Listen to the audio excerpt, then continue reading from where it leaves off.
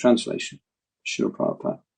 O King Parikshit, mainly the topmost transcendentalists who are above the regulative principles and restrictions take pleasure in describing the glories of the Lord. Purport by Srila Prabhupada. The topmost transcendentalist is a liberated soul and is therefore not within the purview of the regulative principles. A neophyte who is intended to be promoted to the spiritual plane is guided by the spiritual master under regulative principles. He may be compared to a patient who is treated by various restrictions under medical jurisdiction. Generally, liberated souls also take pleasure in describing the transcendental activities. As mentioned above, since Narayan, Hari, the personality of Godhead, is beyond the material creation, his form and attributes are not material. The topmost transcendentalist or liberated souls realize him by advanced experience of transcendental knowledge, and therefore they take pleasure in the discussion of the transcendental qualities.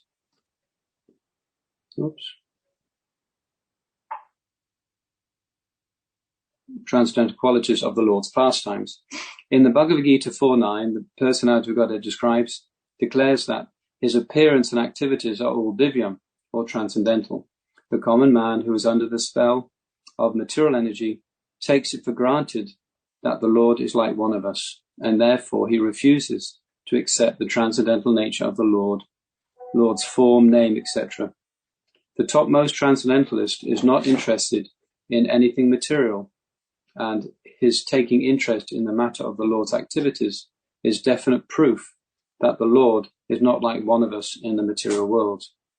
In the Vedic literatures also, it is confirmed that the Supreme Lord is one, but that he is engaged in transcendental activities, pastimes, in the company of his unalloyed devotees, and that simultaneously he is present as a supersoul, an expansion of Baladev, in the heart of all living entities.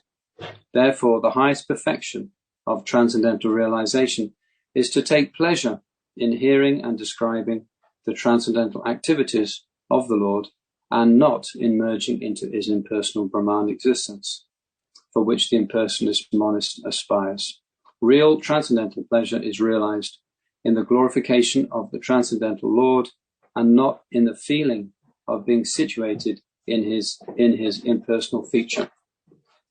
But there are also others who are not the topmost transcendentalists, but are in a lower status, and who do not take pleasure in describing the transcendental activities of the Lord.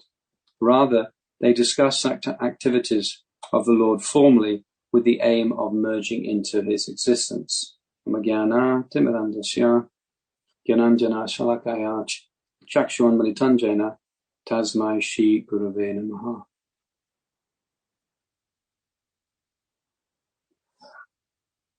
So it's quite an amazing scene. We have Maharaj Parikshit, who's just decided.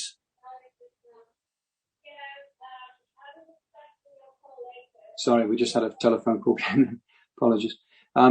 So Maharaj Parikshit has just been cursed by the Brahmin boy, and he's decided just to give up his kingdom, walks to the banks of the Ganga, and everyone hears about this. All the sages gather from his empire. Also, the sages gather from other planets. Narad Muni is there. Srila Vyasadev's there.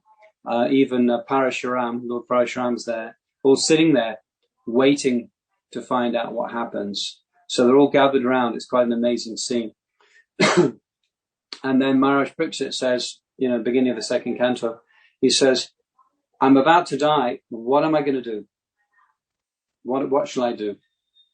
Can I get the picture back of the devotees? I can't work it out at this end. I had it just a second ago.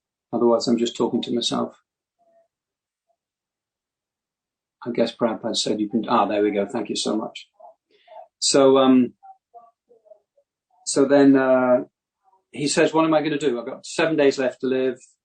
So just at that time, as we know, Sukadeva Goswami appears, 16-year-old boy, completely naked, sits down And he starts to speak to Parikshit to explain what to do. So one of the first things, actually, in verse 4 of this chapter, Sukadev Goswami, he talks about Atma Tattvam. You have to understand yourself. So sometimes when we engage in devotional service in Krishna consciousness, it's also a process of Atma Tattvam. It's also a process of self-realization. So we have to understand ourselves as parts and parcel of Krishna. So this process is described, as you know, by Vishwanath Chakravarti Thakur in Madhura Kadambini, and in detail, and of course Prabhupada mentions many times Adoshada, Sadhusanga, Bhajana Kriya, etc. Anath and Vritti, Shra, Nishta, etc. like that. So we have to become conscious of our own situation in our own heart and mind, where we're situated, in order to progress towards Krishna. Just like taking a journey, if we take a journey, say, from here to Rome, and then we know we need to go, you're in London, so you need to go to the East Coast, take a ferry, or take, the Eurostar, get to Paris, then go further east. But if you're starting in Istanbul, then you have to go west towards Greece. And then, so we really need to know where we're situated as individuals in order to go to Krishna. So this process of Atma Tattvam that's described in this chapter is primary in our quest to be Krishna conscious. So in order to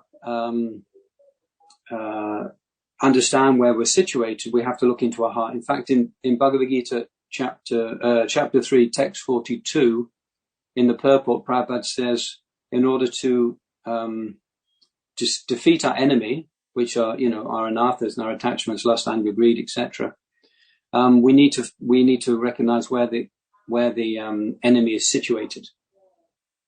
So we need to find out where we are in terms of our attachments and in terms of our mentality and our attitude towards life, towards Krishna, towards ourselves. So this process of self-realization is sometimes overlooked by the Vaishnavas, by the aspirant Vaishnavas. But actually, this is our process. So Vishwanath Chakravarti Thakur explains in Madhura Kadambini that unless we, in fact, I've got the quote here. I made a note. It's very interesting. Quote from Madhura Kadambini. At the stage when anathas still persist in the heart, the devotee may try to, as hard as possible, to counteract them by devotional activities, yet these anathas remain.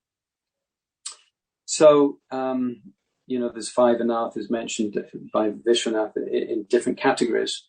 One of them is kasaya, is defined as a tendency to display such faults as anger, greed, arrogance during devotional activities.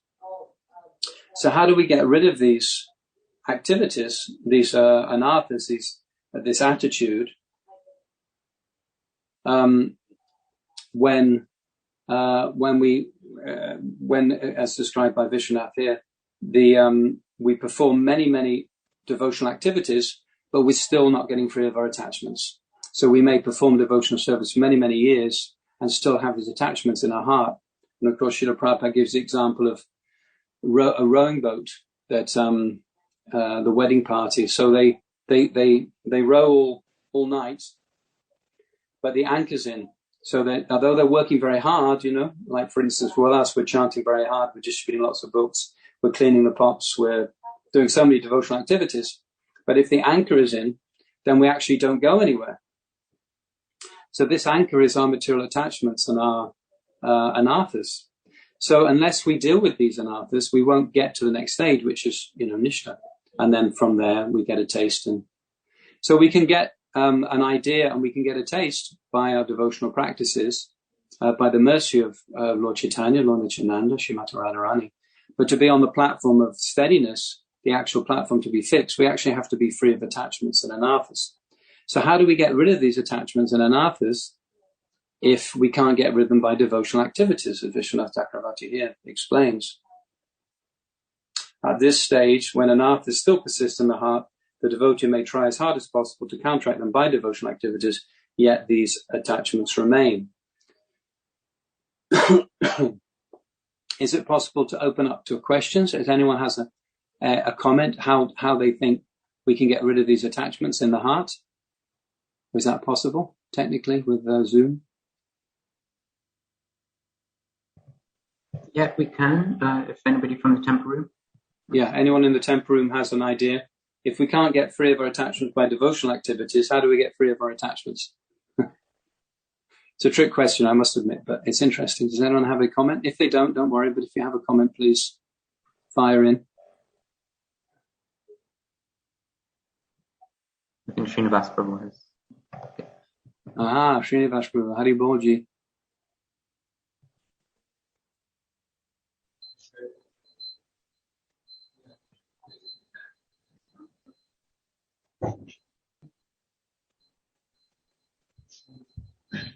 You serve those who are free from material attachments.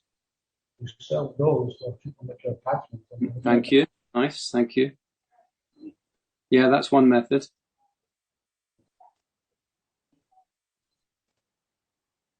Anyone else with anything? Hare Krishna, Prabhu. Hare Krishna, for speaking. One way I seem to, because I'm later in life, I seem to learn by mistakes. Oh, okay. I seem to learn by mistakes. By mistake, nice. Yeah, very painful. But the experience, it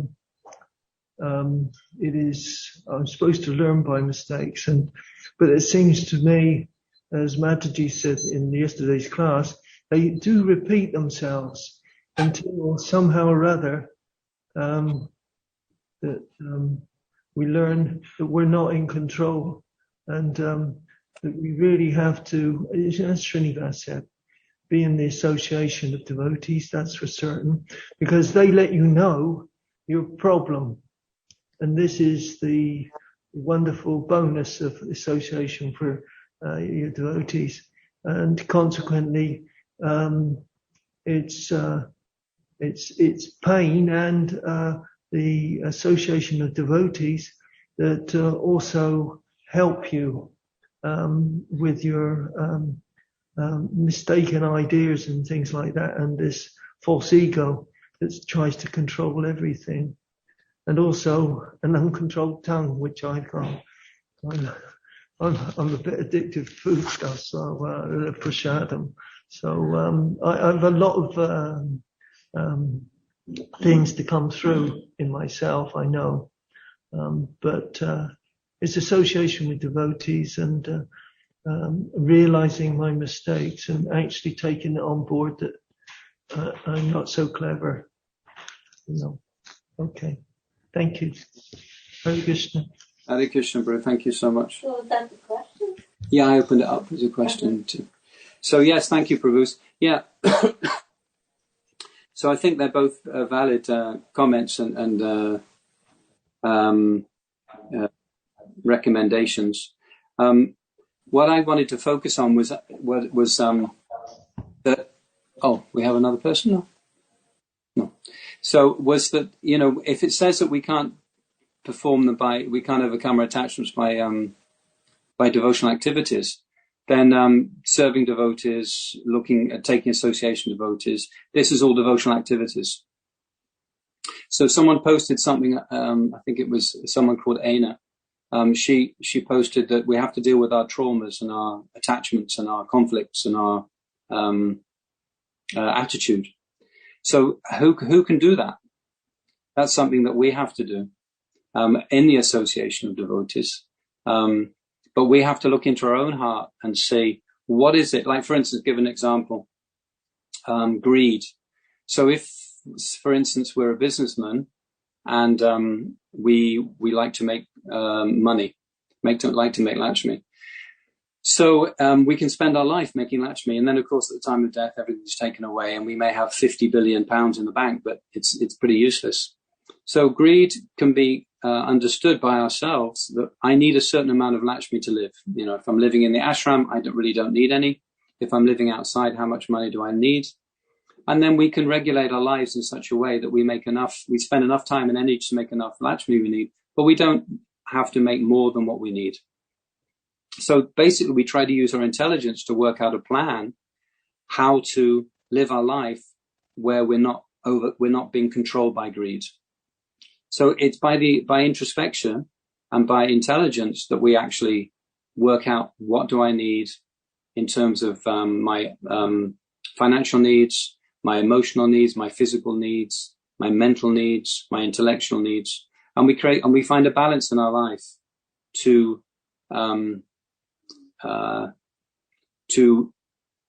live in a way that's balanced and that's progressive towards Krishna. And if we don't do that, if we just blindly follow something without using our intelligence, then, as Prabhupada says, blind following and ridiculous questioning, neither of these things will bring us to a point of Atma Tattvam.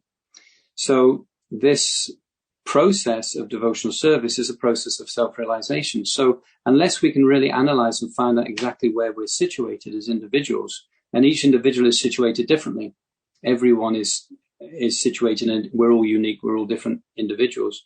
But to understand where we're situated is the primary task that we need to find out. Like that example earlier, where we are now is the foundation of where we're going. If we're trying to push to a platform, if we're thinking that we're on a platform that's higher or lower than where we're at, and that Krishna's ultimately the goal, then we won't be able to head towards Krishna, because we'll be constantly pulled back to where we're situated. So we first have to find out where we're situated and then make progressive steps and plans towards Krishna. So that requires introspection and intelligence. It's not blind following. It's not a non-philosophical, just passionate activities. It's using the intelligence. In that Bhagavad Gita, it says in chapter 8, verse 7, with intelligence fixed on me. So we have to use our intelligence to find out where we're situated, where our individual conflicts, attachments are, anarthas are. And first of all, we have to come out of any denial that we might be in. We might be denying the fact that we have attachments because, socially within the association of devotees, we don't like to admit that we're attached to this or attached to that. So the first phase of anartha nivritti is to come out of denial, that we don't deny that we have attachments. And then the next step is to make a plan how to overcome that. And that requires introspection and intelligence. So sometimes, as we know, devotional services can be performed in three modes: ignorance, passion, and goodness. So if we neglect where we're situated, then that's a mode of ignorance. So we're neglecting our position as individuals. So the idea is that we see where we're at first, we come out of denial, and then we make a progressive plan towards rectifying our attachment and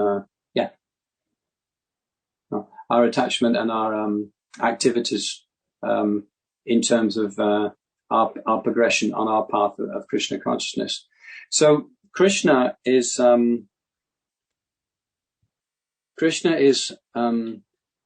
he thinks in terms of we. He doesn't think in terms of I. So this controllership that we have in the material world, where we consider ourselves the enjoyer, Ishvara Ham Bhogi, Siddham Balavan Sukhi. We consider ourselves the controller and the enjoyer. We have to recognize that in our own heart. It isn't a philosophical statement for someone else, but it's actually something that we see on our own daily activities or attitudes, that we're thinking about my enjoyment, my happiness, my comfort, my position, my finances, my relationships.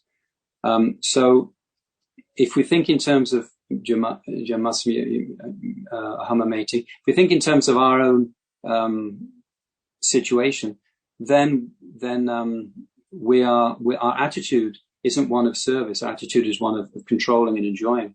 So how to change the attitude from being a controller into trying to be a servant is a process of self-realization. So that attitude change is fundamental, because we came into the material world because we wanted to be Krishna. We wanted to enjoy like Krishna. So we think sometimes that we don't have that tendency anymore because we shave the head and we put on tilak and a dhoti. But actually, we do have that tendency to a large degree left in our heart. And unless we change that attitude to becoming, introspective, to becoming a servant, then that mentality that we have will never change unless we become conscious of it. And we use our intelligence to work out, how do I try to change my attitude from this controller into being the servant? And that really requires to utilize our intelligence to realize that if I engage in activities where I'm trying to enjoy and control, it's actually going to lead to my suffering. Although immediately it seems appealing, it seems to be fun, but actually it's going to lead to my own demise and to my own suffering. But if I try to serve others and I try to help others and I try to support others, then that's actually going to bring me the happiness, because I'm in a situation where I'm the servant and I'm trying to help others. So intelligence and our philosophy, and Prabhupada, of course, as we all know, he got up very, very early in the morning and he translated these books. And it wasn't for his purification. It was to inform us, to give us the philosophy by which we can actually engage in this atma-tattvam, engage in this self-realization. So the first step really is to come out of denial that we are the controllers and the enjoyers, which of course we're not, but really analyze in our own heart, what is it that I can do? What can I do to change my mentality from being the controller and the joy into becoming the servant, into becoming the servant of others, and becoming the supporter of others, to becoming the helper of others. So we like devotees were explaining, like, we can make mistakes, and of course experience comes from making mistakes, and you gain experience by mistakes. So mistakes are good. Mistakes are there for us to learn. So that is every activity we perform, mistake or not mistake, is there for us to learn about ourselves. And also to be in the association of devotees is very important, because devotees can help us. So understanding our own nature and how to progress towards Krishna requires the association of others. Rupa Goswami explains in Guya Makriti Prichati that only by the association of others can we actually make advancement, by revealing our mind in confidence, confidential inquiry, giving and receiving prasadam, giving and receiving gifts. Of course, the most important is revealing our mind in confidence and confidential inquiry. So we can't see ourselves. If we look at ourselves in the mirror, we see our physical form, but we actually can't see ourselves. No one can see themselves. So how do we engage in the science of self-realization when we can't see ourselves? So like the devotee was explaining, we need the association of others. So to build that association requires two fundamental points, which sometimes we don't really focus on. It requires confidentiality, as it's explained in that verse, and also non-judgmental. So if you go to someone and you say, Prabhu, I'm having a really hard time, I'm finding this really difficult, I feel really nervous in this situation, I'm really struggling in this area. And then that devotee goes to another group of devotees and says, oh, such and such is really a case, he's really struggling with this, he's really out of it, he's really in Maya. Then you're not going to go back to that person because the person's not been confidential. Or if you've gone to someone and they judge you and you say, Prabhu, you're such a Kali Yuga specimen, you're such a malecha, then you're going to be judged. You're not going to go back to that person. So it's actually incumbent on us as individuals to seek out the association of those devotees who will provide confidentiality and non-judgmental hearing and build a relationship. It's not a 2-minute thing, but it's not everyone else's responsibility. It's our responsibility. So we have to try to approach and build relationships over years, over an extended period, which are based on non-judgmental hearing and on confidentiality. And then that person can help us in our devotional service and we can help them. So this association of devotees is really based on these two points, confidentiality and non-judgmental hearing. And if we don't do that, then we'll never have a partner in life that can help us in our self-realization. We do need that. Prabhupada says in the purport of that sloka in fourth verse in Upadeshamrita, that this is essential, this having someone else to help us in devotional service. And of course, Chaitanya Charitamrita, Lord Chaitanya says, association is more important than, is the most important element of devotional service. On one letter to Yogeshwar, he was saying to Prabhupada how it's so nice to have association with God brothers, and Prabhupada wrote back, said, association is more important than chanting. Our principle is chanting Hare Krishna, it's a Yuga Dharma, but more important than that is association. Because by that association, we'll keep chanting. But if we chant on our own, we won't keep we won't keep chanting. So this association, building up loving relationships, building up relationships based on confidentiality and non-judgmental hearing and sharing, this is the fundamental need for self-realization, for Atma-tattvam. Otherwise, we can't do it on our own. We can't see ourselves. It's just impossible. So for the conditioned soul, we need the help of others to see ourselves. And this area of anatta nivritti, then we can't overcome it ourselves. We need the help of others, and we need to use our intelligence, and we need to be introspective. So this is a very, how would you say, important principle in devotional service. This association of devotees, and of using our intelligence to introspect and find out where we're actually situated and how to actually make a plan to overcome our attachments. Because you can't get free of attachments when you chant with attachments. So you only get free of attachments when you chant without attachments. But you can't get free of attachments unless you sit down and be introspective and use your intelligence to actually plan your way away from these attachments and anarthas. So I'd like to open up for questions now. Is that okay? That's fine. I don't know. Just before we go to questions, just wanted to summarize the key points, because I think this was a really, really nice class around the whole mood of how we as individuals should develop our attitude in terms of introspection and really going deeper, because oftentimes, at least myself, when I read through Prabhupada's books, I'm finding that in various places he talks about how chanting is everything. Chanting gives us everything. We don't need to try and endeavor for anything else separately.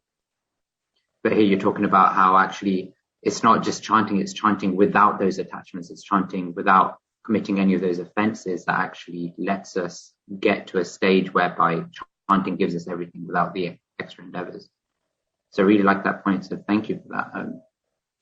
I did actually have one question, unless somebody else from the temple room or anybody online who has questions first. Okay, so my question then there is just trying to rectify that sort of misunderstanding that Srila Prabhupada has given us around chanting giving us everything. Like if somebody comes up to us, or if we ourselves start thinking or questioning that whole aspect around chanting being everything that we need, how do you actually balance that idea of we just need to chant versus we actually need to introspect? Like when do we understand which needs to be done when? Yeah, there has to be a balance. Thank you so much for the question. That's a general misconception. Yeah, of course, Bhaktivinoda says nothing else in the 14 worlds except the holy name. So therefore, just have to chant, nothing else. But we see, that we have to balance it with introspection and intelligence. I have another comment. You have a comment? No. So yes, there is nothing else in the 14 worlds except the holy name. But that's when we're chanting Sudanam. But to get to Sudanam, we actually have to purify ourselves and we have to introspect. It's described that in the Jivadharma, Bhaktivinoda Thakur, that you by chanting Namaparad, you really don't get anywhere. So they recommend when you're chanting Namaparad, just to keep chanting. But when you enter Namabhas, then you start making. It's like they give an example of a candle in a room. You have a tiny candle in a huge room, then the whole room lights up. But to get to Namabhas means we actually have to start getting rid of our attachments, which means we need to introspect. We need to see where we're situated. We need to change our attitude in our chanting from being the controller. It's like I know a lot of devotees, they're chanting, I'm going to chant really good today so I can distribute lots of books. and I'm going to chant really good today so I can free myself from this mental anxiety. So it's not in the mood of service, it's in the mood of what Krishna can bring me.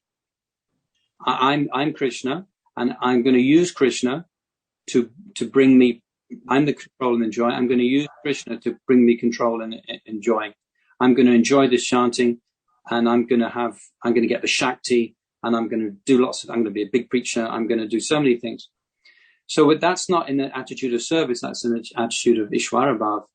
So if we chant in that mood, it's like rowing with the anchor in again. We can chant, a lakh of rounds every day, but if we're in the wrong mood, we're actually endeavoring, we're rowing. We really are rowing hard, but the anchor's in, we're not getting anywhere. So there has to be a balance. We don't give up the chanting for introspection, but the idea of the chanting, actually the reason we chant Hare Krishna, our attachments up, like the ghee. We're boiling the ghee to bring the impurities up. So the impurities come up. Then what do? Freak out, run away, stop chanting? No, we carry on with the chanting, the impurities, and we're supposed to deal with the impurities. We're supposed to deal with the problems. Oh, look at this. I'm so lusty. I'm so greedy. I'm so envious. I'm so angry. Anger's a good one for me. I'm so angry. So what do I do with this? Then I have to sit down and work out, well, this is a problem. What do I do? Make a plan. Have to change my attitude in some way. Like if you're in anger and you chant in anger, wow, you can really get really angry. You can empower your anger tremendously. You can empower your attachments. Like, the example with creeper. We're watering the weeds if we're chanting with attachment. We're watering, and so all the weeds come up and the devotional creeper gets overcome, and we find ourselves becoming more Ishvara Bhav, more wanting to be the controller and the enjoyer, or wanting to be the boss, or wanting to be something. So the chanting brings up the attachments, and then we're supposed to deal with the attachments. So there's a balance between, you don't give up the Yuga Dharma, chanting the holy names of the Lord, for introspection, but you don't negate introspection just to chant, because the process is Atma Tattvam. It's self-realization. Jai Radha Gokulananda Sitaram Lakshmana Hanuman Ki Jai. So there has to be a balance, but we have a tendency as devotees just to put all the emphasis on chanting and no introspection. So that's devotional service in the mode of ignorance, because we're ignoring introspection. So that ignorance doesn't bring prema. We can't get to prema unless we go through anatta nivritti. So we need to find a balance between chanting the holy names and trying to chant nicely, try and chant without motive. So we have to look at our motives. We have to work on ourselves. We have to introspect. And we need other people to do that, because we don't see ourselves. We need other people's advice. I have another question from Chandramukhi. Comment. It's more like a comment. In today's world, sometimes as devotees, we look at this a process of introspection as some kind of new age approach. But from where I'm seeing, that is not the case, because Rupa Goswami is actually explaining the 6 loving exchanges amongst devotees. Why is this important? Because we are actually learning how to love, and not only how to love Krishna. You see, sometimes as a concept we have that in the temple everything is about Krishna. So we behave as Krishna is some kind of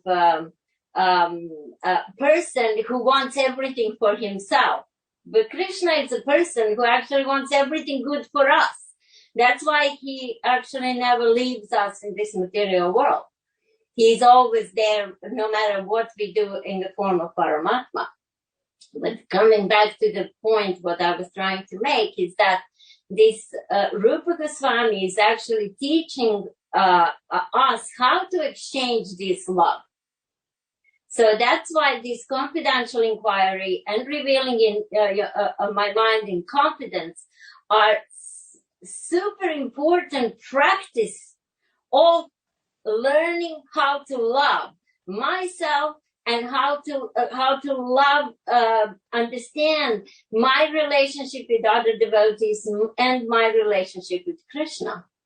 So these points are super important to keep in mind, because otherwise we can go into all kind of esoteric topics and not understand how to practice these topics in our life. So yeah, there is a big and important aspect there, and learning how to actually relate to others, it's important aspect. So coming back to original point, which sometimes we hear devotees say that this so-called counseling and this new kind of age processes are not related directly to devotional practice. I will have to disagree, not because I disagree, because Rupa Goswami is actually giving us those processes himself.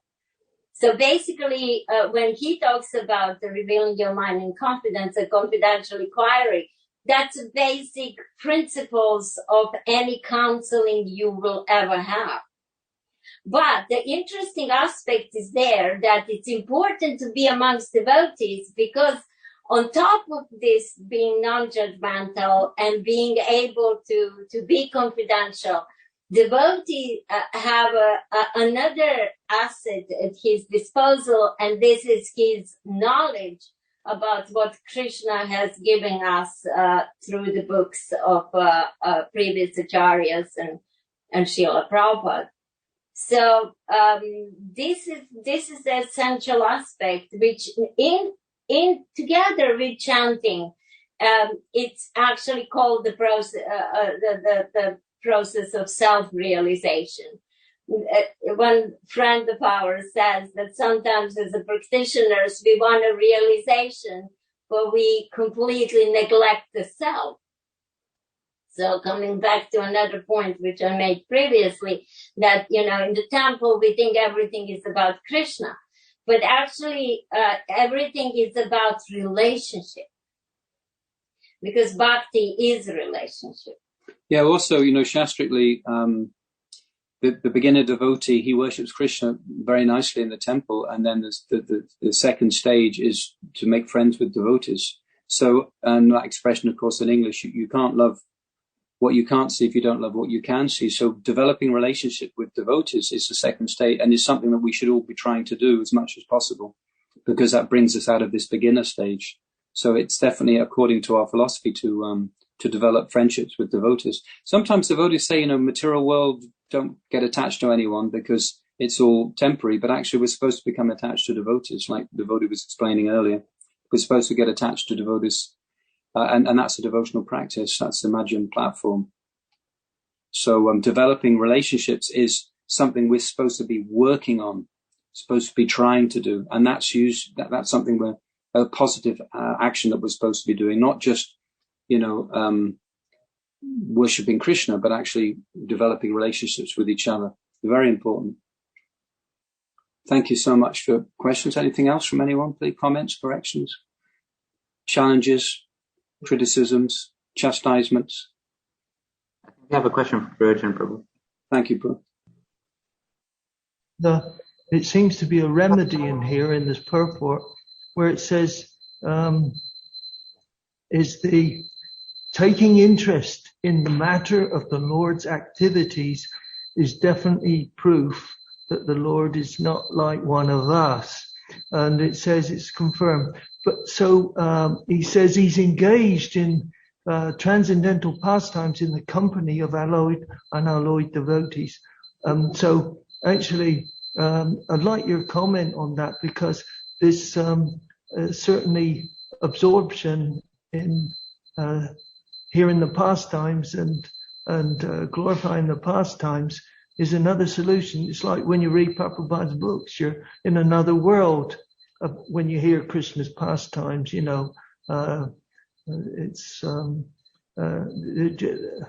We're studying about Vitrasura at the moment. It's just so enlivening and absorbing, and I stopped thinking about myself. which is what we've been introspection on the thing. But it's another one that actually, when we get absorbed in these pastimes, that they take you out of yourself, and is it too much introspection? You know. No. Thank you for the question. Though, did you finish? Sorry, I didn't mean to interrupt. Yeah. Okay. No, but that's it really. They're so absorbing. I forget myself, if you get what I mean, and my problems and so-called introspection. I just become absorbed in that. So, any comments on that part of the purport? Yeah. I thank you. Thank you for your comment. Yeah. So, that's definitely our process, to absorb ourselves in the pastimes of the Lord with unalloyed devotees. But what are the pastimes? So, what are the pastimes? How do you mean, what are the pastimes? But pastimes are relationship. Yeah. I mean, yeah. You don't see Krishna sitting on the bank of Jamuna and just sitting there. Every pastime, especially with Vritrasura, you have a relationship. And with Vritrasura, it's so interesting because he's so in such a interesting situation in life, that he wants to take away everything from everybody. He actually just wants to steal everything from everybody. But what Krishna does, he actually, despite his tendencies of this miserly mentality where he just as the wind takes everything away, Krishna still has a lot of compassion, and he gives him. So it's even in a negative state of relationship with Krishna is there to emphasize the positive. So in every pastime there is a relationship which is the most important, and we somehow or other tend to overlook that. Yeah, I just listened to Prabhupada give a talk on this exact verse, and Prabhupada says that we can't jump to the Paramahansa. We can't jump to just being absorbed in that Krishna. We need others. We need to go on this process. So yes, the process is Shravanam, Kirtanam, Vishnu Smaranam, but we need help. We can't jump to the Paramahansa stage. So this whole thing we're talking about in the class of getting people to help us, understanding our attachment to Nathas, we can't jump to the Krishna Prema. We actually do have to go through that Shraddha, Bhajana, Kriya, Natha, Nivritti, Nishta, etc. And we need the help of others to do it. But that doesn't mean to say that by hearing the pastimes of the Lord is bad. It's part of the process, but the process is also self-realization.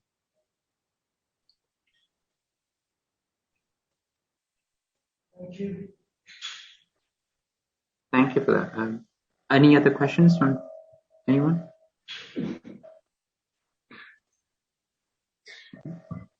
Yeah, we have one here. Yeah, I have a question. So, what Bhaktivinoda Thakur is saying, what is the biggest offense in life?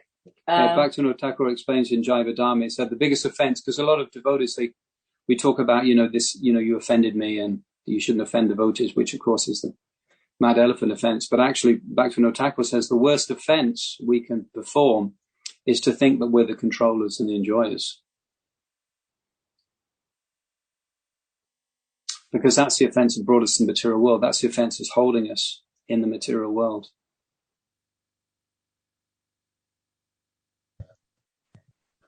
So just a question off that then, how can we overcome that sort of mindset and attitude? How can we dovetail it to actually see that we're not the controllers? I don't know. I'm still trying. Because we can see we're tiny, but we can see, sometimes, what do? I regularly do. Yeah, I put myself before everyone else. I'm not thinking about what someone else wants. I'm thinking about if I meet someone, I think, we have another question coming up through. So I think when I meet someone, I think, oh, what can I use this person for? Can this person be fun to be with socially? Can this person facilitate me in some way? I'm not thinking, how can I help this person? What can I do to encourage, inspire this person in anything they do? Financially, emotionally, spiritually, bring them closer to something, to help them in some way. I'm not focused when I meet someone like that. I'm focused on more. How can I enjoy with them? How can I have fun with them? So you can see in your own heart. We used to give this example. There was one little seminar we did, and the example was given that if I was a temple president I was a manager for a couple of years in Scotland, and when someone came to the temple, I was thinking, great, another book distributor. Someone can clean the pots, someone can make the garlands, someone can maybe be a pujari. But I'm sure for a pure devotee, when someone comes to the temple, they're thinking, oh, how can I reestablish this person's connection to Krishna? How can I help this person? How can I serve this person to become enlivened? Like Prabhupada said, management means the ability to inspire the volunteering spirit. So am I in a mood where I'm just trying to encourage everyone's volunteering spirit? I'm just trying to help everyone get fired up about Krishna. I'm thinking, well, this guy could be fun to be with. We can maybe go out and do some books together and it'll be fun. And I'm not thinking about how I can serve someone. I'm thinking about how I can have fun with someone. So we can see in our own hearts, it may not be 100% that I want to enjoy with someone, but maybe 70%, maybe 30%, whatever percentage it is, that's the thing we can recognize in our own heart and say, let's try and get rid of this more and try and get more into the mood of actually trying to help someone and trying to encourage someone and inspire someone. So but we have to look in our own hearts for that, and having other people to bounce it off and say this and discuss with is helpful, this association of devotees. That's actually really helpful, actually seeing how we can help others as opposed to get our stuff completed.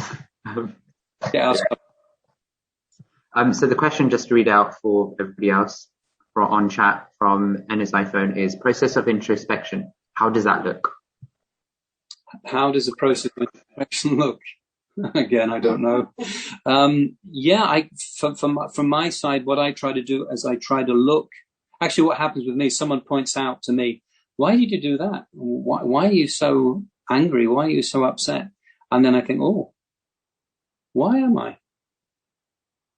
And then I analyze, and then with that person, I sit down and analyze, well, why is it I'm so disturbed by that? Why am I so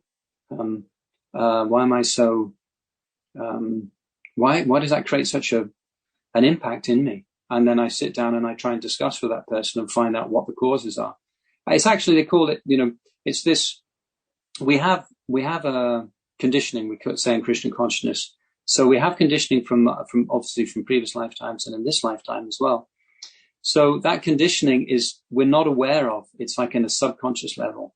So when we bring that conditioning to the conscious level, we can make a decision. Do I want to be angry when anyone says, I don't know, you have to do this? And then immediately my ego goes, I have to do it? No, I don't have to do it. I have a choice. So why do I get so upset about that? So bring that unconscious conditioning to the conscious platform and discuss it and make a plan. Why is it and how? It's not just why, but how do I get rid of that? How do I overcome that? And we had a comment from Chandra. It starts with stopping being falsely humble. So when I meet devotees, I don't go, oh, Prabhu, oh, I am here looking for genuine exchange. I'm here because I want to know what you think of me. I want to know what am I doing wrong. So opening myself up to this relationship with an open heart, and then expecting confidentiality and non-judgmental hearing, and if possible, shastric advice about, how shall I progress in my own, against my own anarthas and attachments. So it starts with actually genuine friendship. And we see so many devotees practice devotional service and isolate, almost encapsulate themselves in some kind of practice balloon, and be totally isolated in this practice. But as far as I understand, that it's actually not even our philosophy, because Mayavadi impersonalist philosophy starts with neti, neti, neti. And then devotional practices start with this and this and this.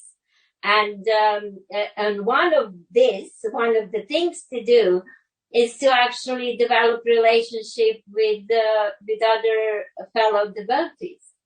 But this relationship, it cannot be false. As any relationship, it requires time. So sometimes as a practitioners, we have no time. We eat prasadam with devotees, we sing kirtan with devotees, we chant shoulder to shoulder with devotees, but I'm speaking from practical experience, living for 10 years in Mayapur, not even knowing the legal names of devotees. What to speak about actually knowing who they are, what their lives look like. We go to Mangalarati and, we think this is association. But actually association requires intimacy. So bhakti is not process which we practice in isolation alone. Yeah, this is a point, that Bhakti Yoga is all about relationships. So if we're not developing relationships with our fellow Vaishnavas, practitioners, then how can we have a relationship with Krishna? We have to make a conscious effort to develop these relationships.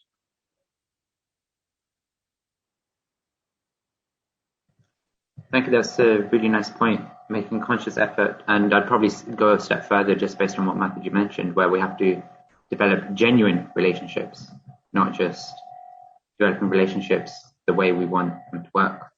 Look at introspect, just going back to the whole thing, introspect on how we actually are today and develop that relationship based on that with the goal in mind of how we want to change. Yeah, it's like some people in a relationship, they'll look for people that will just say yes to them, So then you just get everyone saying, you say to them, I'm not that bad, am I? And they say, no, you're not that bad. I'm good at this, aren't I? Yeah, I'm good at that. But, so genuine relationships are definitely needed. We have to try and look for them. And it's difficult, it's painful to look at our attachments and anarthas and face the truth. But Krishna's the ultimate truth. Krishna's the summum bonum truth. So if we don't live in truth, we're not going to get the truth. We're not going to get Krishna. So we have to be truthful ourselves in order to get the absolute truth, Krishna.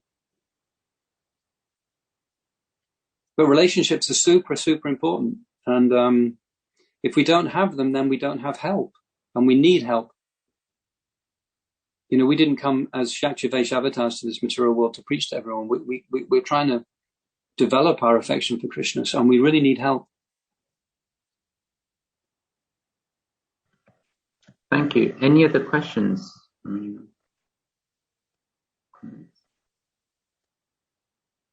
Okay, doesn't look like it. So it's 8:30. Well, it's just past 8:35 now. So I think we can close. So thank you for the amazing session, Prabhupada Charan Prabhu.